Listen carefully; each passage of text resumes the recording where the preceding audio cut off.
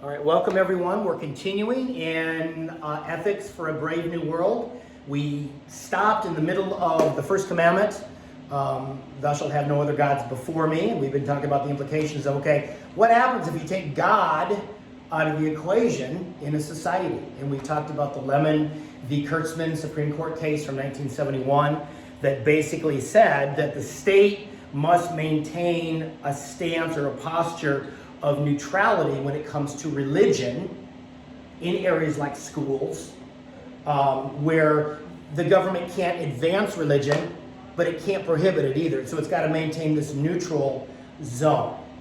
Okay, and we talked about how that led to all kinds of problems, because what tends to happen in society is the what's the word I want to say? The fiction of neutrality starts turning on religion, to where schools, public officials basically will say, okay, fine, we can't, so we got to take the Ten Commandments out of the law course. We've got no Christmas displays by the city of Bridgman, because that's advancing religion. Or if you're going to allow that, then you have to have Happy Kwanzaa and all these other things. Okay, and God forbid, don't you dare sing biblical Christmas carols in a public school at Christmas time. Make sure you're singing Happy Kwanzaa or all kinds of other things, right? In other words, we talked about some of that stuff. So I'm going to continue, okay? I'm going to read a quote from Friedrich Nietzsche from his book, The Gay Science. No, it doesn't mean gay like we understand gay today. Gay is more happy, okay? If you remember, Friedrich Nietzsche is famous for, most Christians understand, well, he said that God is dead, okay? And he died insane. He did say God is dead. He did die insane.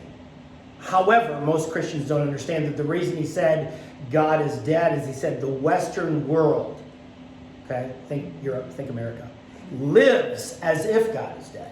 That's the whole quote. And most Christians and most people, in other words, he's trying, and the thing about him, okay, he was a knucklehead in a lot of ways, but he was brilliant, because he said, okay, let's take, what does life look like if you take God out of the equation? Okay, God is removed from culture. God is removed from law. God is removed from politics. God is removed from schools. What will it lead to? And basically his position is anarchy. The word he uses is nihilism. Okay, nihilism, and the earth was formless and void, nihil. Okay, in other words, there's a complete void of any transcendent moral reference point at all. So anything goes. And his conclusion in another book called basically Beyond Good and Evil is if we live in a world where there is no good and there is no evil anymore, because there's no reference to God, because we live as if God is dead, what remains of authority? It's just the will to power. If I have more guns, if I have more tanks, if I have more political power, that's what might makes right. And he was right. He was very correct. I mean, in other words, if you get what he's saying, that's exactly what we're seeing in American politics today. In particular in the Democratic Party, but Republicans do it too. You know, there's this idea that there is no truth. Truth is now just who has the most power.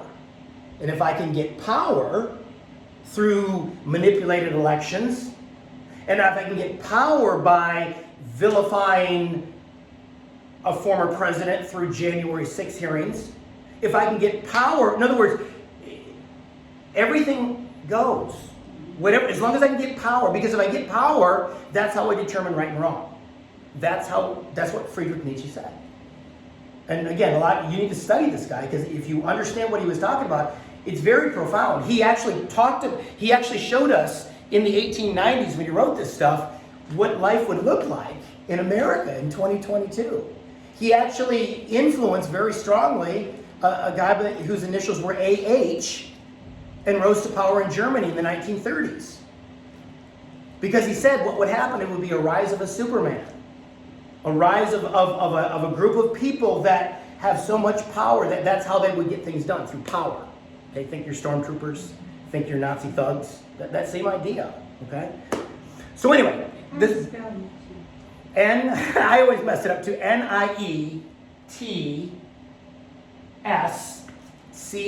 Nietzsche, Nietzsche, Friedrich Nietzsche. Okay, he's a German philosopher. Here's what he said in The Gay Science. Okay, again, we're talking about what happens if you remove God. The insane man. Okay, the insane man is basically, this is called the parable of the madman or the insane man.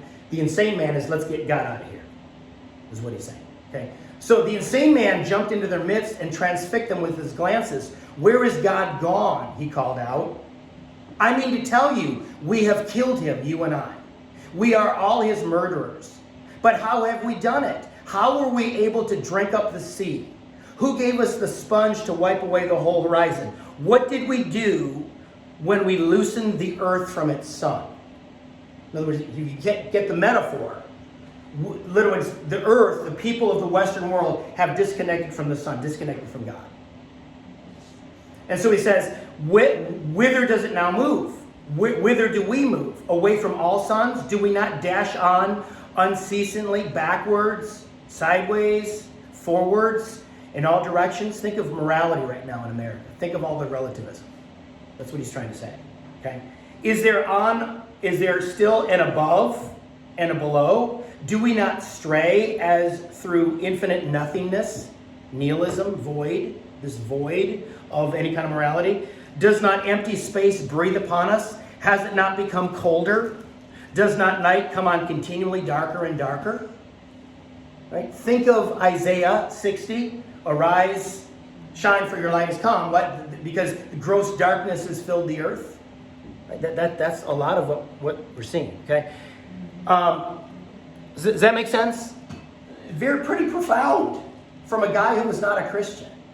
He's saying we have become mad in the Western world because we think we can, again, I've said this many times, we can create breakfast cereal without God and nuclear weapons without God, and we can split atoms without God, and we can do in vitro fertilization without God, and we can pick, right? We can do all these things without God.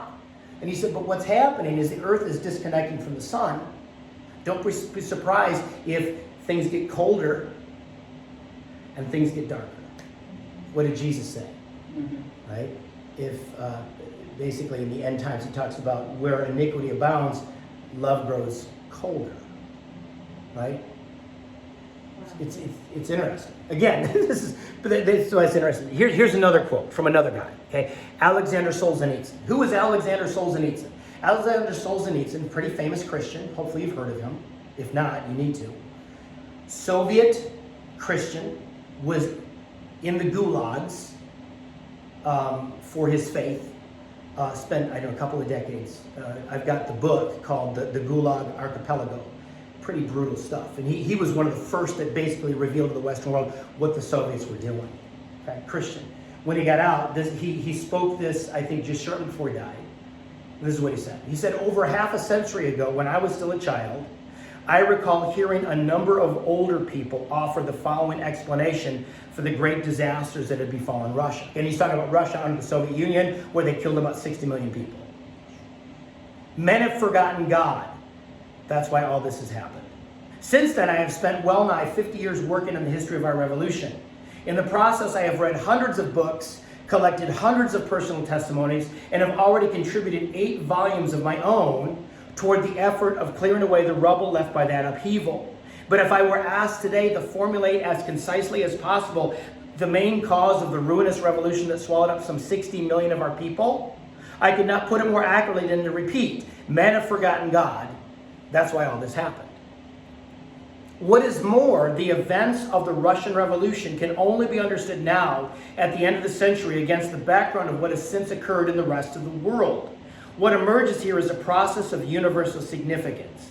And if I were called upon to identify briefly the principal trait of the entire 20th century, here too I would be unable to find anything more precise and pithy than to repeat once again, men have forgotten God. The failings of human consciousness, deprived of its divine dimension, have been a determining factor in all the major crimes of the century. That, my friends, is a home run. That is so good, okay? And he said this, in 1983.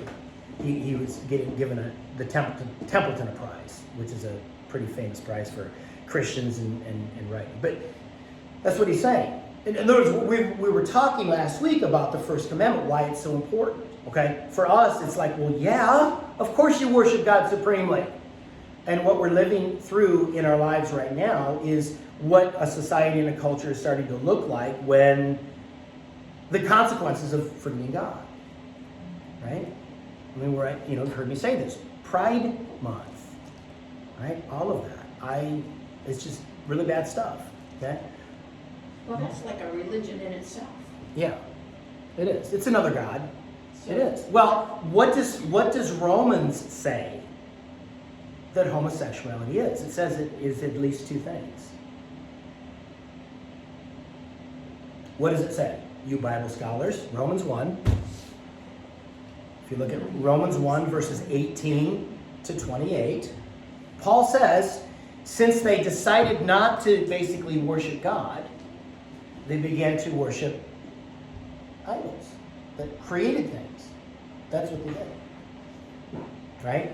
And if you know what he's getting at, and he said because of that, the wrath of God has come upon them. And the wrath of God, as we talked about last week or the week before, is not, a lot of times I look at this, maybe you do too, when you read wrath of God, you're thinking lightning bolts. Like, whoa, right? Or we might think in modern parlance for the gay movement, AIDS. Now, AIDS could be the judgment of God, but it's not specifically a gay disease because it's caused by intravenous drug use and homosexual sexuality. However, it could be. But more precisely from a theological standpoint, what is the wrath of God upon homosexuals in Romans 1, 24 to 28? Their eyes are going up. Okay, yes. But even more specific than that. The wrath of God, if you understand that scripture, is the lifestyle. The wrath of God is God giving people over to their idolatrous choice.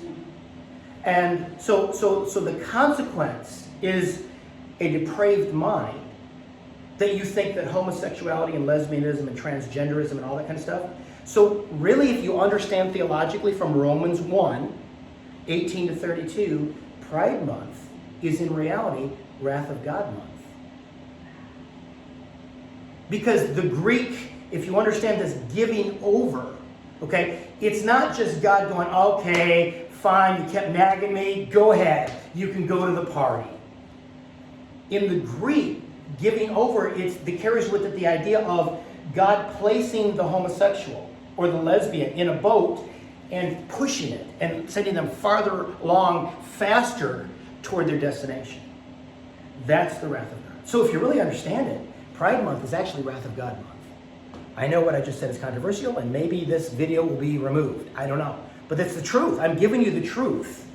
That is not animus against any people group speaking. This is Bible. That's what Paul said, and that's what most Christians miss. They hear wrath of God and they think lightning bolt.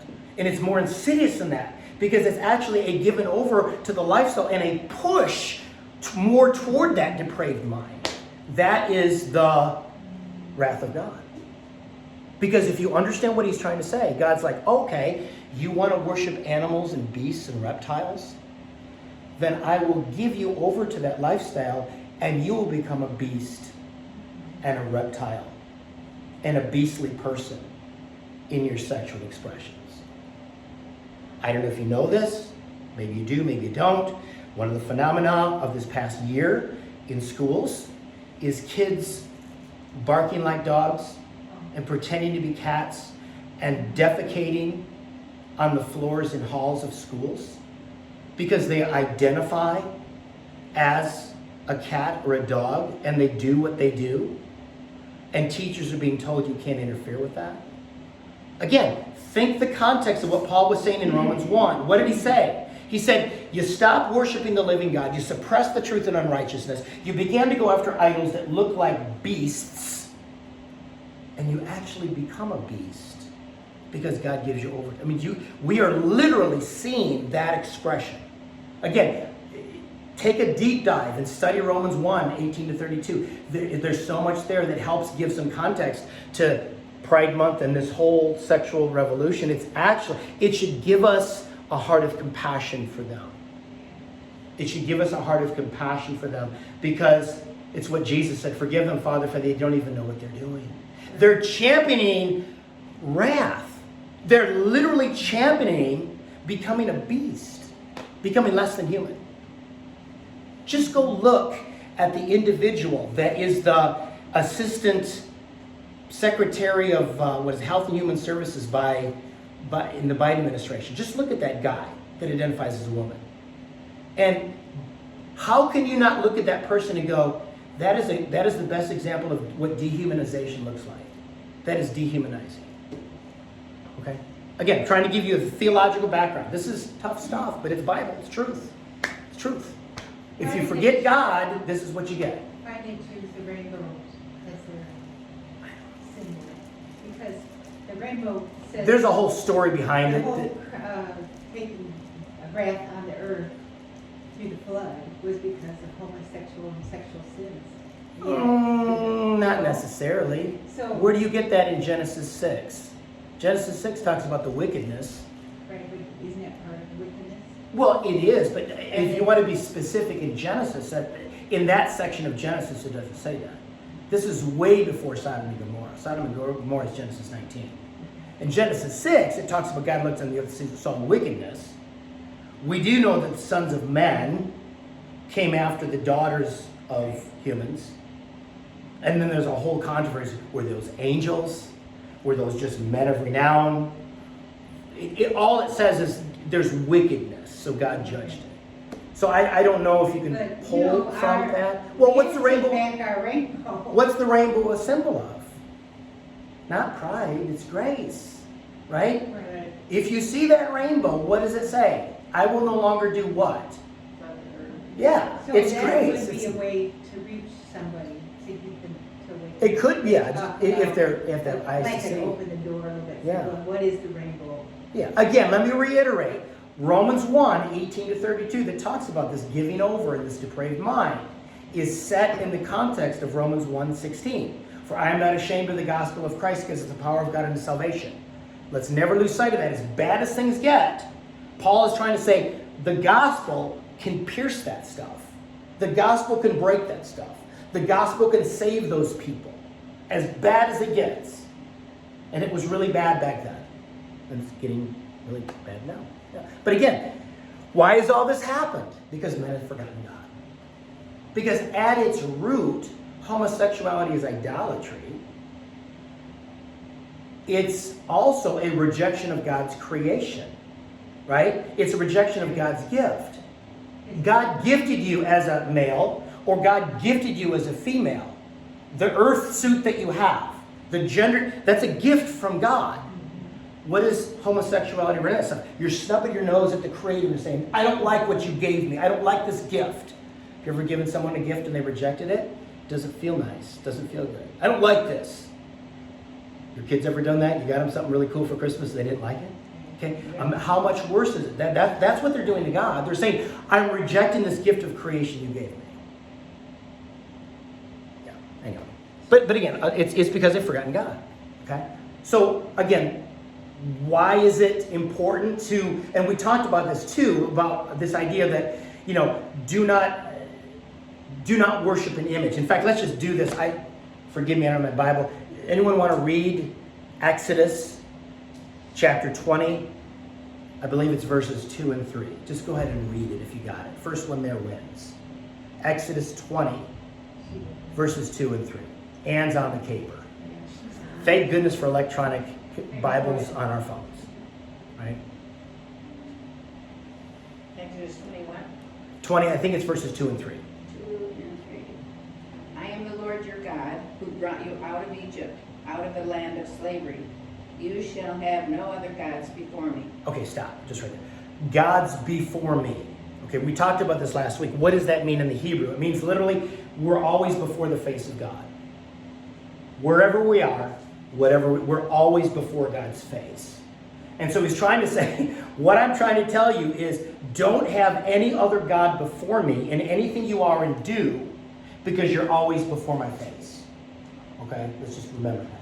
Okay? So what he's saying here is, ethics, okay, doing ethics before God is lacking in secular ethics. I mean, one of the big things in business schools in America right now is they want to teach kids business ethics. There's actually classes on business ethics, which is great. You don't want people cheating and stealing the stock market. But the point is, if you don't have a reference to God, what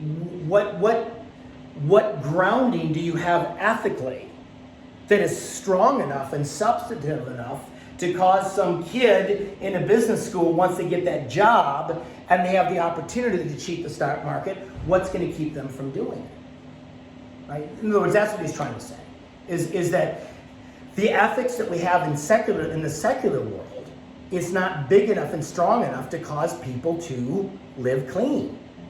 I was just at Aldi's yesterday. Christian and I we're trying to be Weight Watchers. Okay, so there's this pizza crust you can get at Aldi's alone that's really low in points, if you know your Weight Watchers points. So I'm there and I got that, and I check out, and the gals, she goes, hey, what'd she say? She said, she said this, I thought it was very nice. Young man. I was sort of like, yes, I'll listen to anything. Young man, make good choices. And I said, well, I'm a pastor and I'm accountable to God, so I've got to make good choices. That's a good way to express. And I wasn't saying it for this class, but this idea that I'm always before God, so I've got to make good choices, right? They say this, who you really are is how you are and who you are when no one else is looking. Right? That's this idea of before God. Well, in secular ethics, they don't have that before God mentality. So remember, we talked about this at the very beginning of class. What are the two main types of ethics they're going to draw from? Secular ethics are going to draw from a secular form of what they call deontological ethics. What's deontological ethics? That's I'm duty bound. Okay? We embrace deontological ethics. Okay? I am duty bound to obey God and His word. Right? We get that. Well, what do secular people do? Well, they might be duty bound to obey the Constitution. Or I might be duty bound to obey that I'm an American. Or I might be duty bound because of my own little tribe. Because I'm a Republican, or I'm a Democrat, or I'm a LGBTQ person, or I'm a white supremacist, right? That's secular. In other words, there's a sense of duty bound. But the framework is of this earth. It's not transcendent. Right? It's based on this worldly things. Is that high enough? Right? Think, okay, Nazi Germany embraced deontological ethics, secular deontological ethics. What was ultimate in their system? What was ultimate? What were the Germans in 1930s Germany duty bound to obey? Hey, right? Der Führer. So when we say deontological ethics, it's not just a Christian thing. It's to whom or to what are you bound to obey, right? Judge for yourself whether it's right to obey God or man. Okay, that is very much a good expression of Christian deontological ethics. This idea that there's a God to whom I'm accountable. It's what I was telling this lady yesterday, right? I'm accountable to God. So yes, I'm going to make good choices today because I have to answer to God for every choice I make. And so do you, right? You see what I'm saying? So that is one type of ethic that secular people embrace. The other is what we talked about, teleological ethics or utilitarian ethics. Do you remember what that was? Because I know you woke up this morning going, you know what? I hope we talk about utilitarian ethics in class. Right. And I hope I'm asked the question. You were waking up thinking, gosh, I really want that. What is that?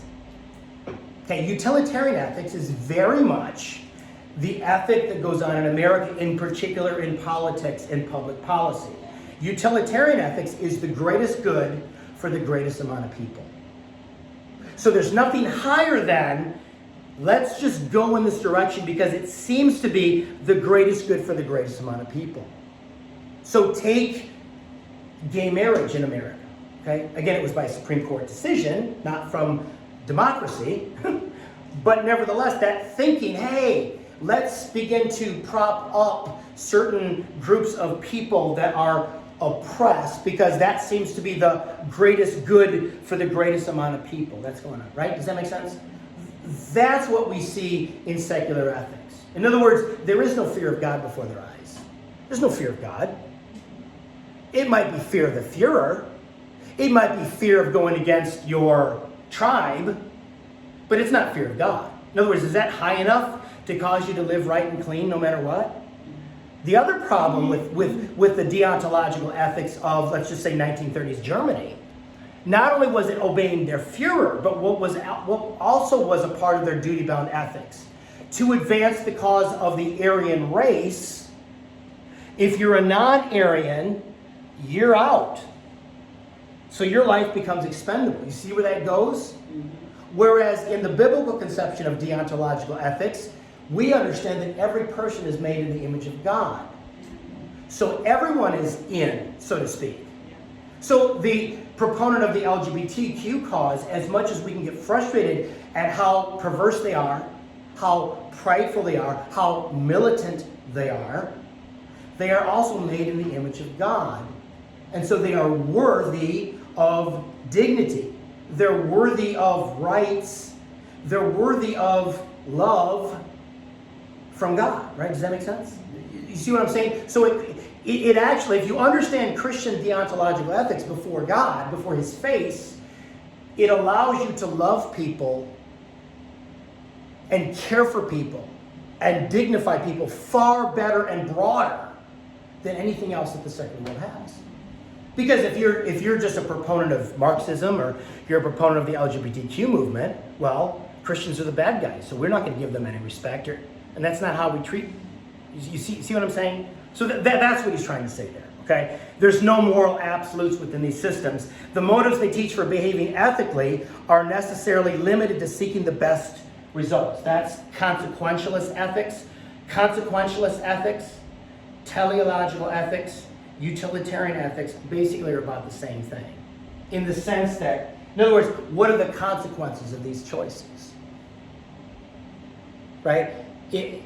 If I make this choice in the business world, will it lead to my promotion? Will it lead to my advancement? Will it be best for the company?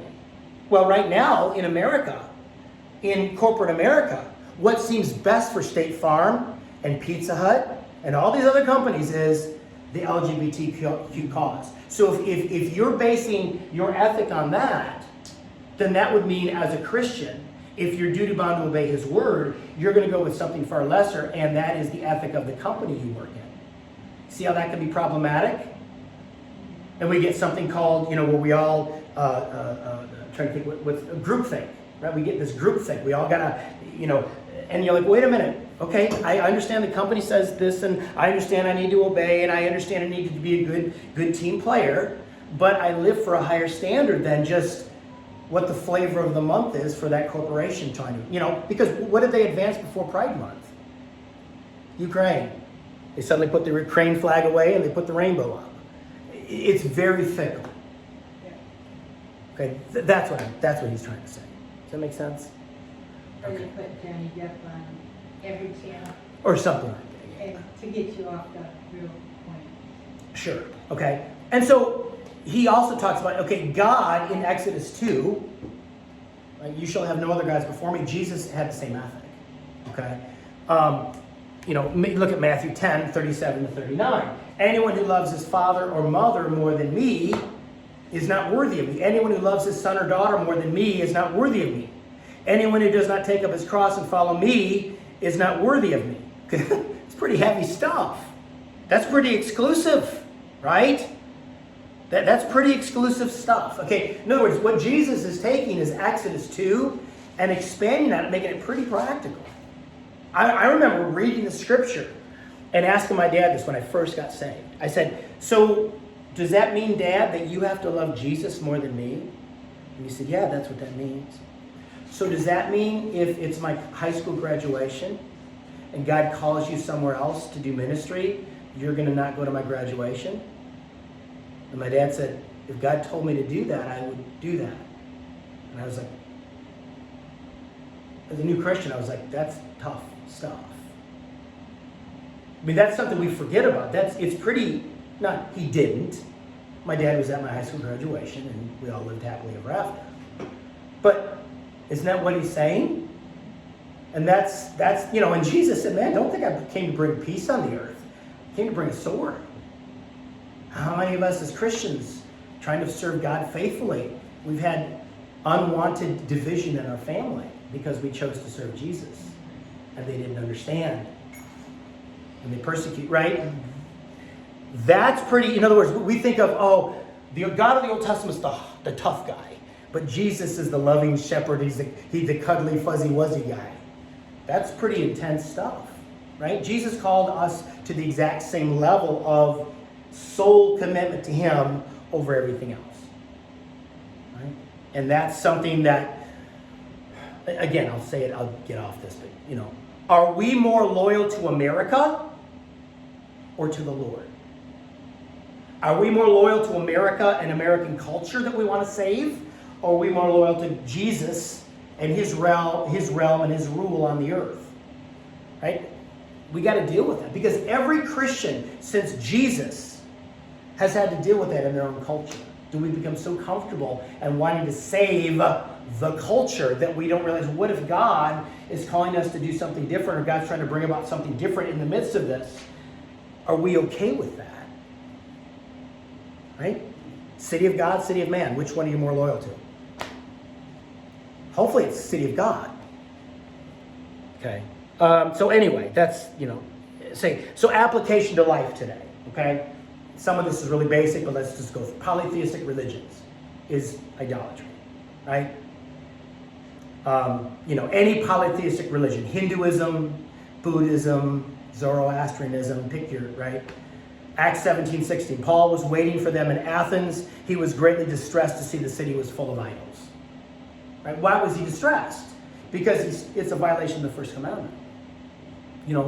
When is the last time you and I have been distressed going through life, whatever, because we see that our culture is full of idols? Right? That's a good test. I'm not talking about being legalistic. I'm not talking about being pharisaical.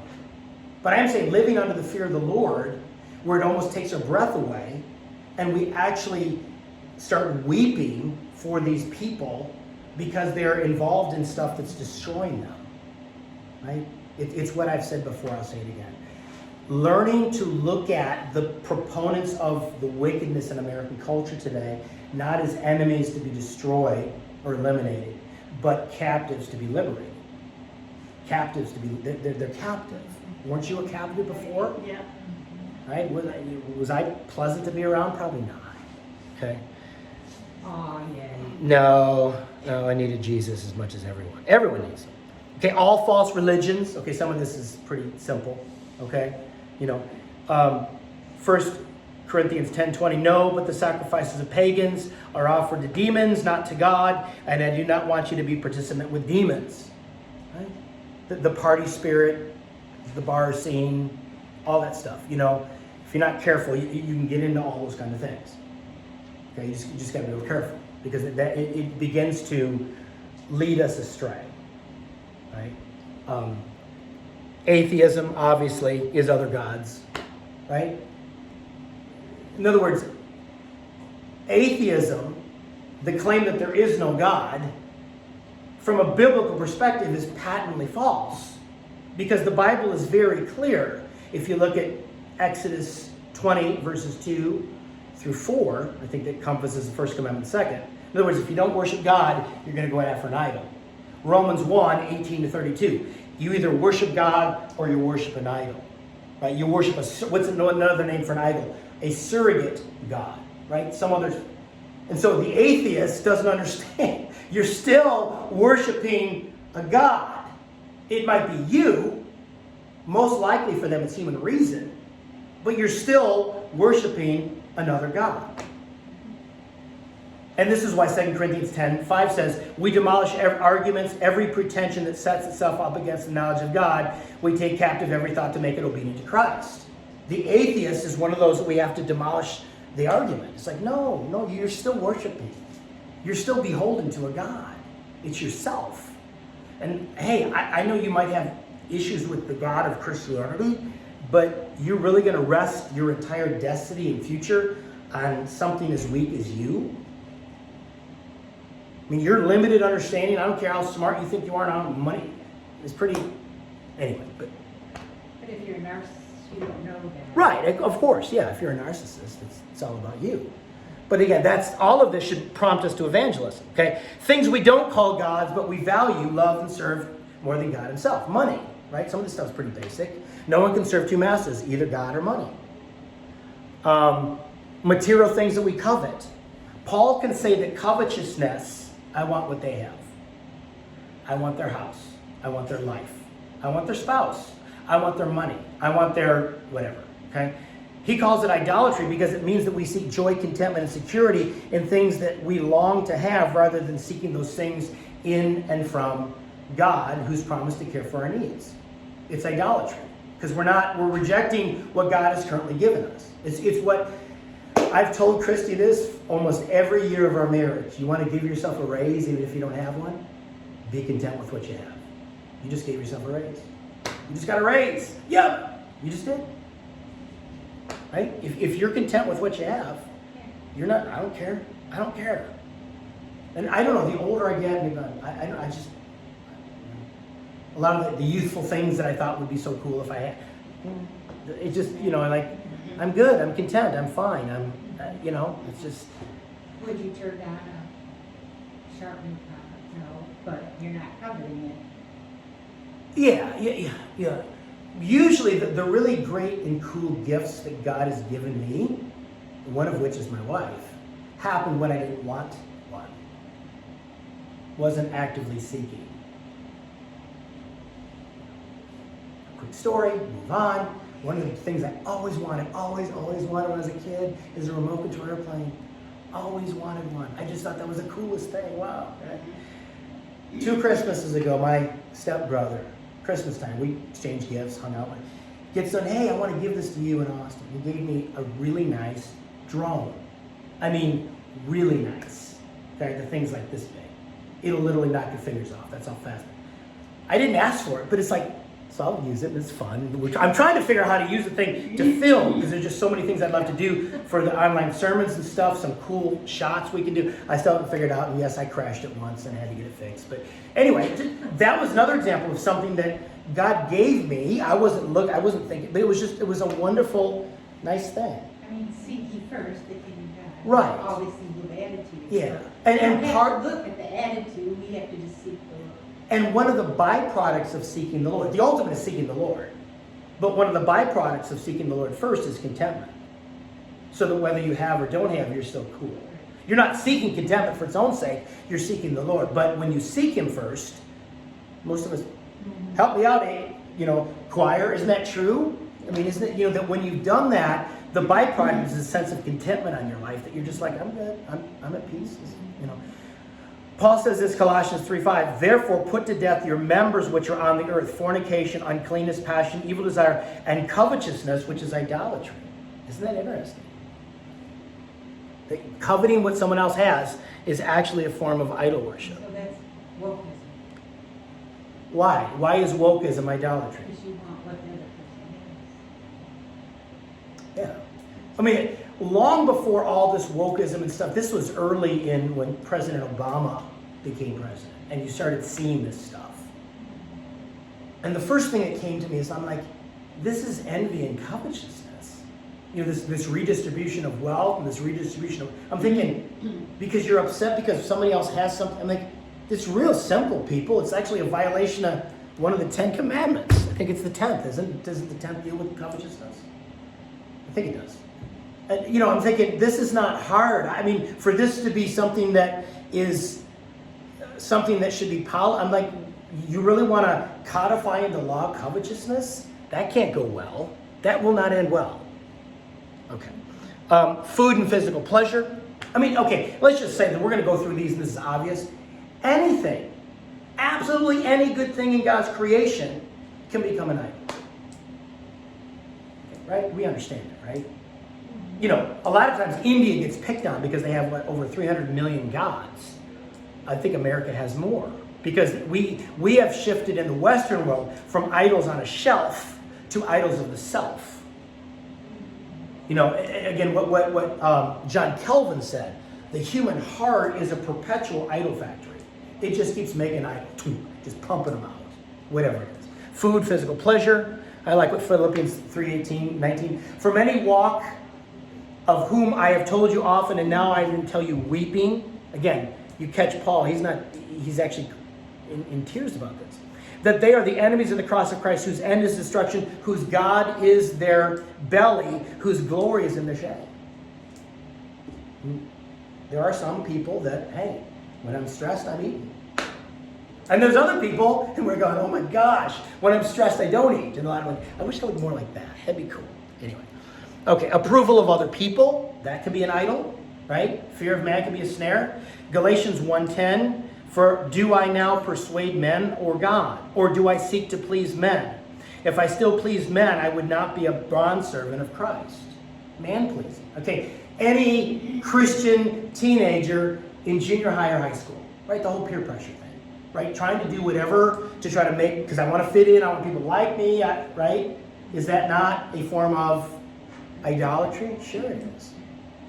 Let's say this, the skyrocketing cases of transgenderism amongst teenage girls in elementary and junior high school, to a great degree, is exactly this. And what they're finding is, it's not like suddenly like, oh my gosh, transgenderism is true and I finally get to become the person that I've always wanted. It's like, no.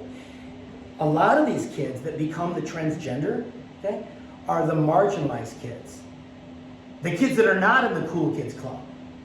However, they, in seeking the approval they so long for, realize other people are doing it, so then they end up, it's like popcorn. And really, if you understand, it's idolatry. I'm trying to get social approval. I can't be in the cool kids club. I'm not an athlete. I'm not a popular kid. I'm a marginalized kid. But I realize I get all kinds of attention if I do this. That's what they're finding. In other words, it's not proving that transgenderism is true. What it's proving is social psychology. What it's proving is, well, idolatry. I want approval from other people, so I'm willing to mutilate a perfectly good body part so I can get accepted by my friends and be part of the cool kids club in school. Making friends fast. Okay? Look at what Saul says. Saul says he sinned, right, killing all the Amalekites, because I feared the people, it should be the people, and obeyed their voice. Like fear of man. Praise that belongs to God. Don't ever do this, right? You remember Herod Agrippa? What happened to him, right? People were saying, he's a god, he's a god. And he was struck down and he was eaten by worms. Yeah, don't do that. It's not good. And what historians will tell us is he had some sort of disease and literally his intestines came out. And he died over weeks of excruciating pain. It was bad. So on a set day, Herod, arrayed in royal apparel, sat on his throne, gave an oration to them, and the people kept saying, the voice of a god and not a man. The voice of a god and not a man. And then immediately an angel of the Lord struck him because he did not give glory to God, and he was eaten by worms and died. Right? Celebrity culture in Christianity. Celebrity pastors. There's an oxymoron. That's a contradiction in terms. Celebrity worship leaders. Celebrity authors. Right? Aren't we seeing that in America where we're seeing some major ministries falling? Hillsongs, anyone? Right? And hey, church, we've done this. We've elevated people to the, it's like, it's not good. Don't, it shouldn't be that way. Anyway, I could go on. Anyway, semi-religious or spiritual. Does somebody have a comment? I was thinking, so if people keep in their mind that we're all in His image and we all are gifts from God, I'm trying to think of a way not to go into the idolatry thing, but to think of and praise God for what He's given us. Like you say, be content with what you have. But even in the church realm, we are all a gift from God. We are all made in His image. And even the people out there who we don't like sometimes, they're still made in the image of God. Yeah. So I'm just trying to think of ways so that our mind stays with God and His ethics and His ways. Because the culture we live in is a celebrity type culture. Christian music, Christian bands, Christian art, right? Before crowds, you have a band playing. You know, we're living in an era that 200 years ago, it wasn't like this. In fact, do you know who the first American celebrity was?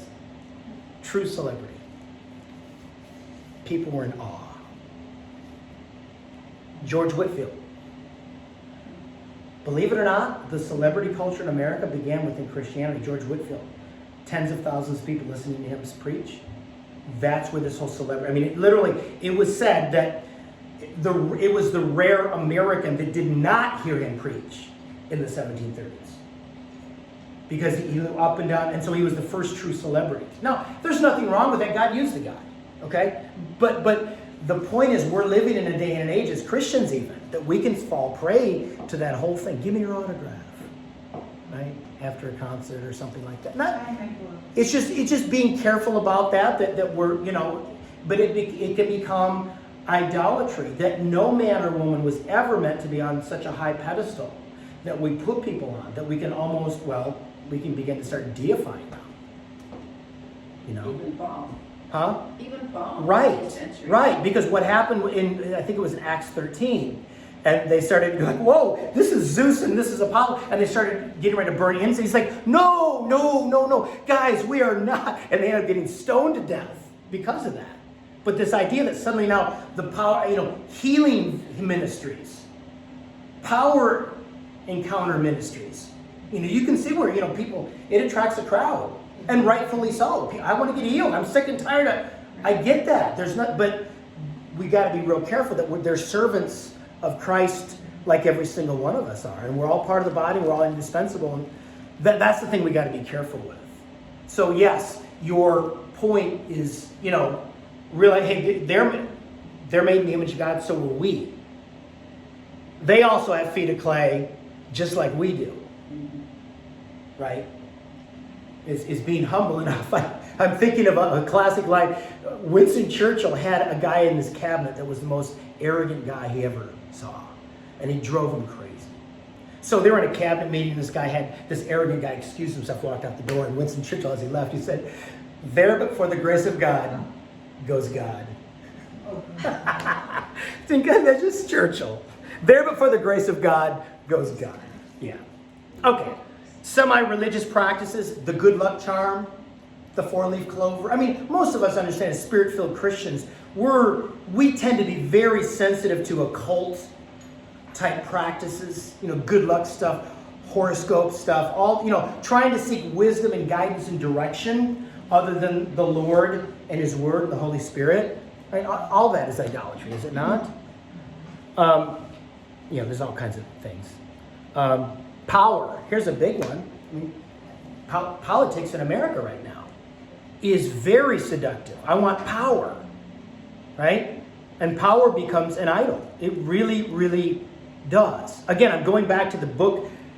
Two books really had a lot of books have had a strong impact on my life, but two books in particular by Herbert Schlossberg. Herbert Schlossberg is the one guy that wrote The Silent Revolution that I've talked about the revival that lasted 150 years.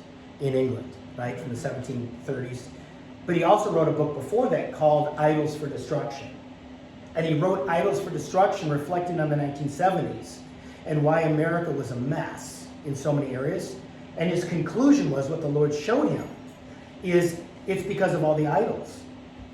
Idols of mammon, idols of power, idols of military. He went through this whole list. You know, it's more of an academic writing, but it was so good. And basically, he quoted the whole premise of the book is Hosea 8, verse 4. And God gave them idols for their own destruction. And I think that's America right now. There's a lot of things that are happening in America that's weakening. You know, there's just financially, it's just a mess. I'm not even getting into the bad policies, but a lot of it is, let's remember our elected representatives, whether in there the right way or the wrong way, in a free society like ours, a democratic republic, are reflections of us. They are mirror images of us.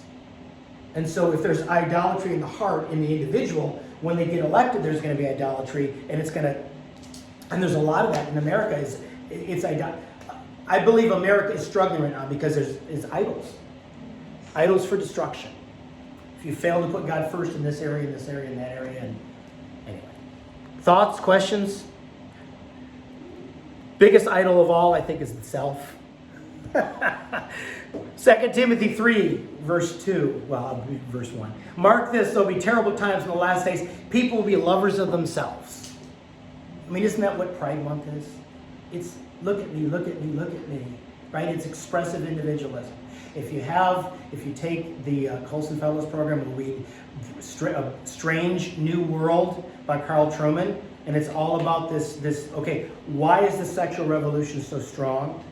Why is it that if you tell somebody that their lifestyle is sinful and they need to repent, why do they get such an offense?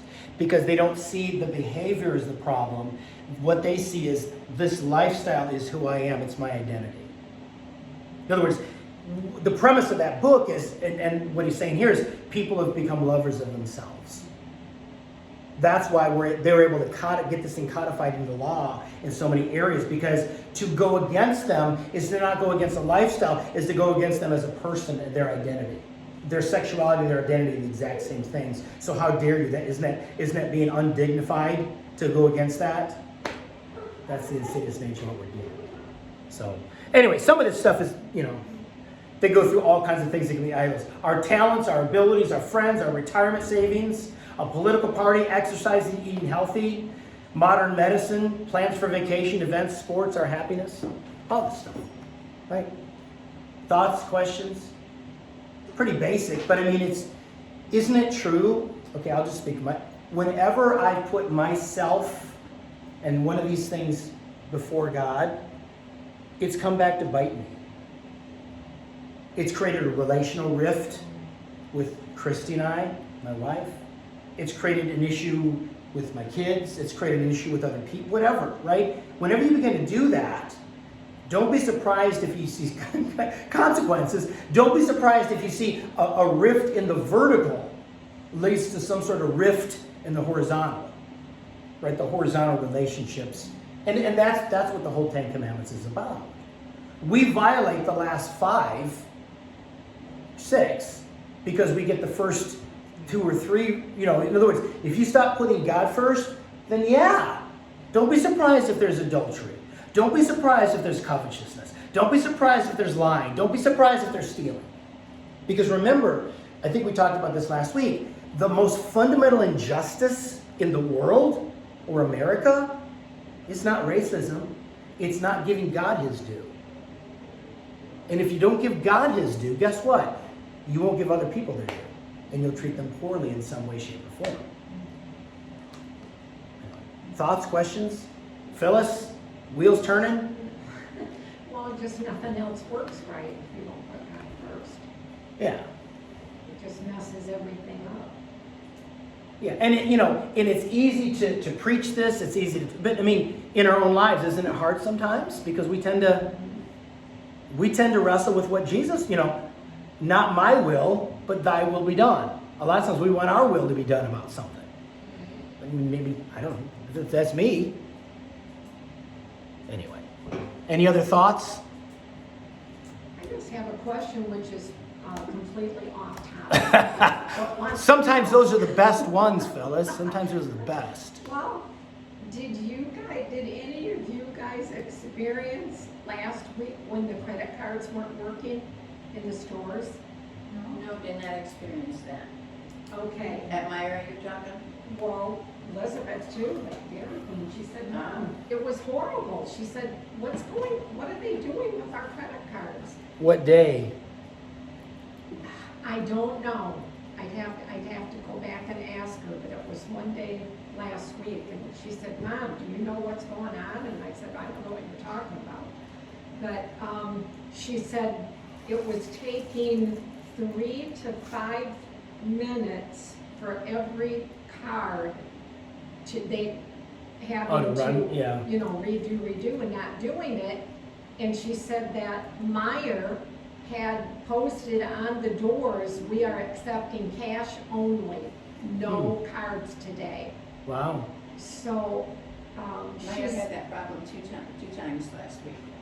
okay. Unless it was in an the internet Grand thing or something within the banking system that got messed up, or someone hacking or something. She did say that what she noticed, because it went on for the whole day, but she said what she did notice was Honor Credit Union and United Federal, no problem.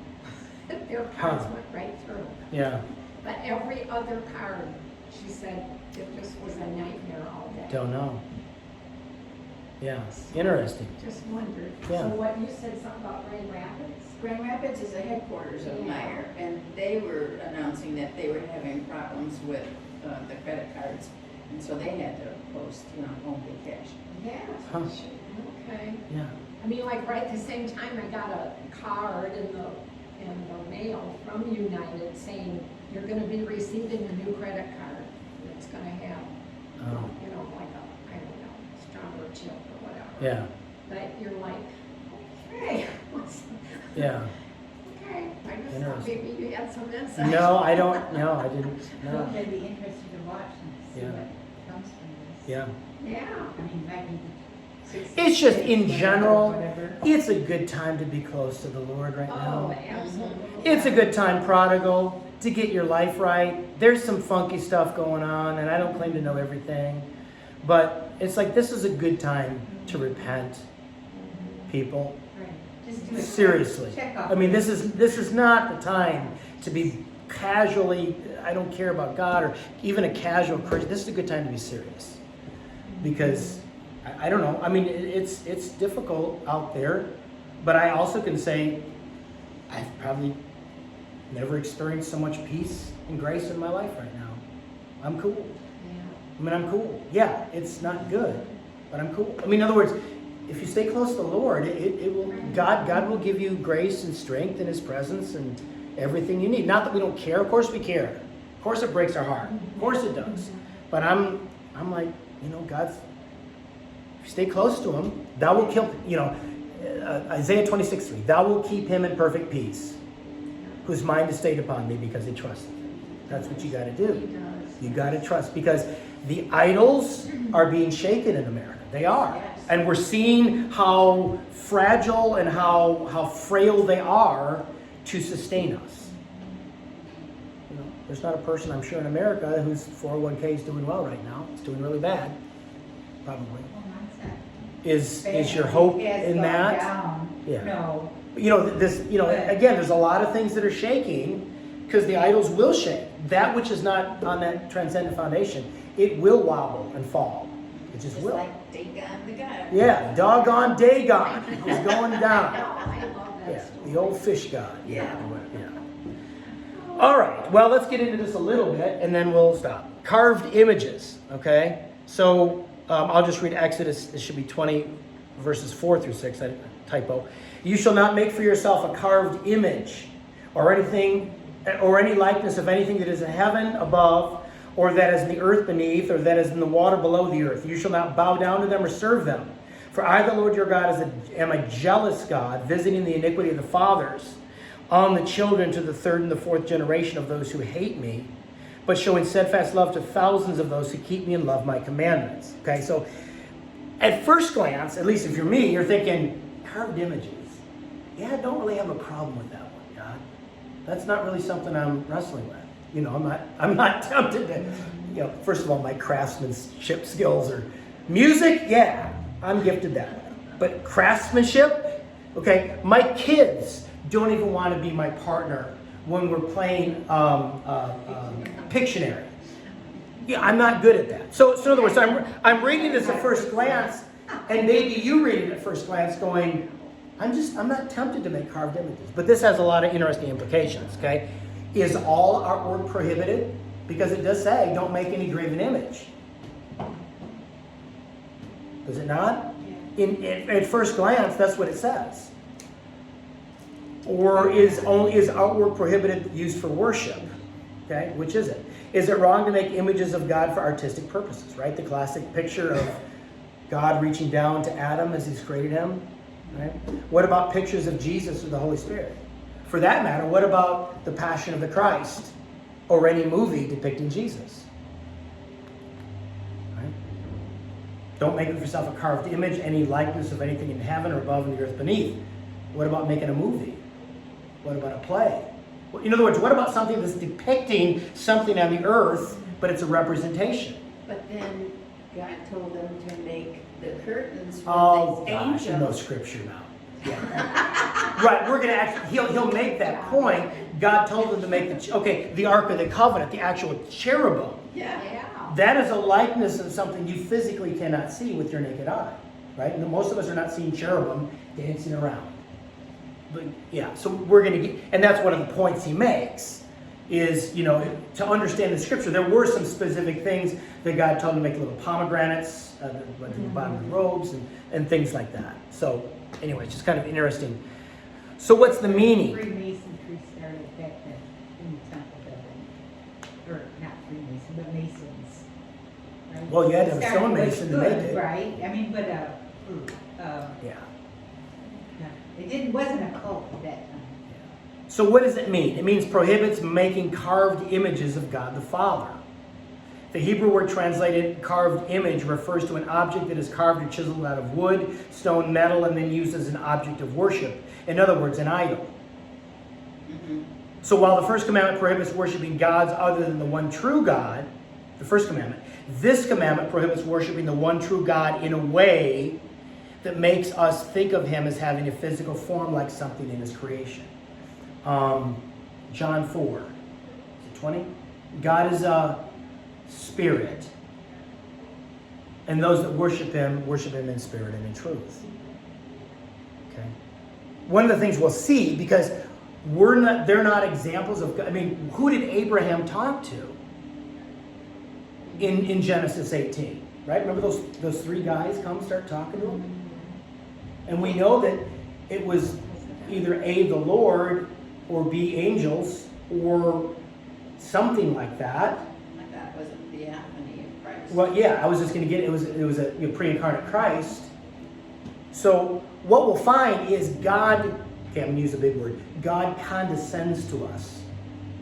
In other words, God, the ultimate condescension is the incarnation. Right? How else would we understand God unless he became a person? Right? That helps us understand him. But when we're talking about God the Father, we'll see expressions of the Lord came down in some way, shape, or form. But what he's getting at and what this commandment's getting at is be very careful. You don't attribute your own humanness to God because he's wholly other. He is not that. Now, he condescends to us in certain ways, right? I'm thinking Moses.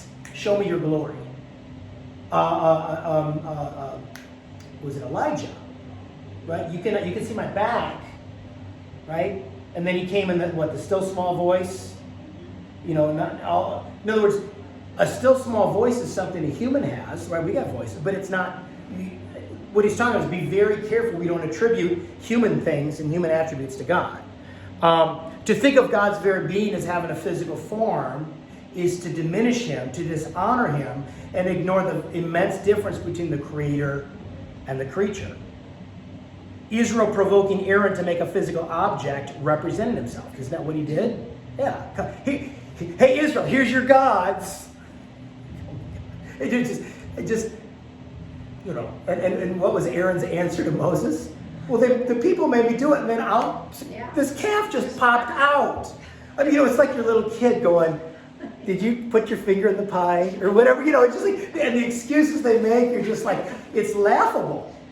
It's laughable, Thinking of God like a calf horribly misrepresented the power of the God who created the whole universe, his omnipresence, his infinite knowledge and wisdom, and compare all these attributes to a calf. Not to mention his moral holiness and purity, his love, his patience, his unchangeableness, his eternity, his justice, wrath, personhood, interpersonal relationship skills, ability to speak in his Trinitarian existence. right? There's a lot there, right? There's a lot there that is like, he's not like me. It's Peter listening to Jesus, and finally he fall on his knees. At the very least, he says, "Get away from me, Lord, I'm a sinful man." In other words, he began to realize, I'm in the presence of someone who is entirely other than me. And it's revealing all that is not like him, and I can't stand it. Oh, fear of the Lord.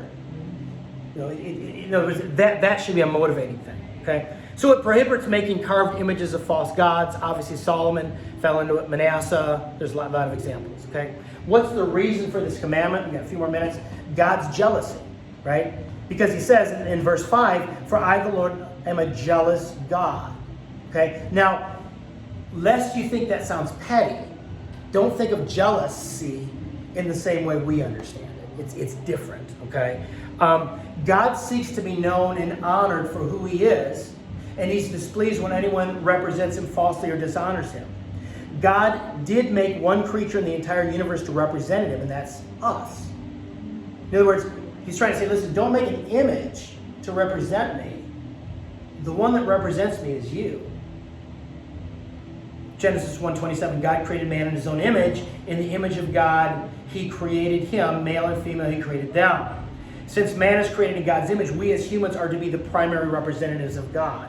In the ancient times, when Moses wrote this, when a king would come to a region and take it over, he would take it over, but then he would put a representation of himself and put it there. In other words, kind of like planting a flag and saying, this is who represents me here. So if you disobey me, this statue is seeing this, and you will have to answer to me for it. That's what humans are. That's the idea of the image. In other words, we are God's vice regents. We represent him. So no carved image should represent him. We are the ones. Do you understand how dignifying that is? Why would you want to create a carved image when you represent him in your life, in your attitudes, in your mouth, in your words, in your actions? You represent him. So we are more like God than anything else in creation. Okay, and here's, I'll conclude with this. There are some common occurrences in human life that help us understand God's jealousy. We find it troubling when someone lies about us because we do not want others to think of us in a wrongful way. If you had somebody lie about you, and didn't it bug you? Because did it misrepresent you? I didn't say that. I didn't mean that. I didn't intend that. Why are you misrepresenting me? It's the same way with God. Or we find it quite troubling if someone takes a photo of us and modifies us to make it look ugly, to show us committing a sinful act, or to misrepresent us in some way. Photoshop, anyone? In other words, how much greater sorrow and anger must the infinitely wise and pure creator of all things experience when his creatures misrepresent and dishonor him? This helps us understand that God's jealousy for his own honor is a good thing and is one of his holy attributes. Right? That's what he's getting at. Is that, we're not supposed to misrepresent him. Again, you can see the high calling of what it means to be human. We represent God. Higher than representing a nation, higher than representing a political party, higher than representing identity politics or we represent God. So don't make any lesser image of that.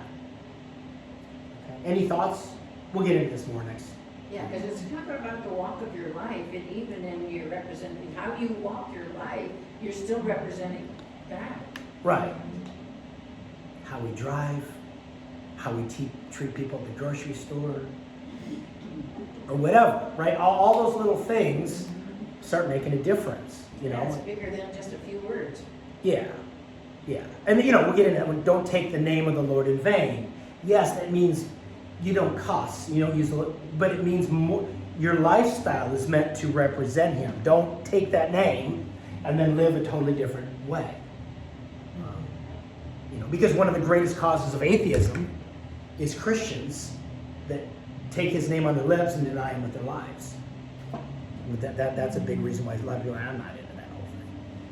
So what? You stop using money because you got a counterfeit $20 bill? I don't think so. Anyway. Hey, that's all for today. Blessings, everyone.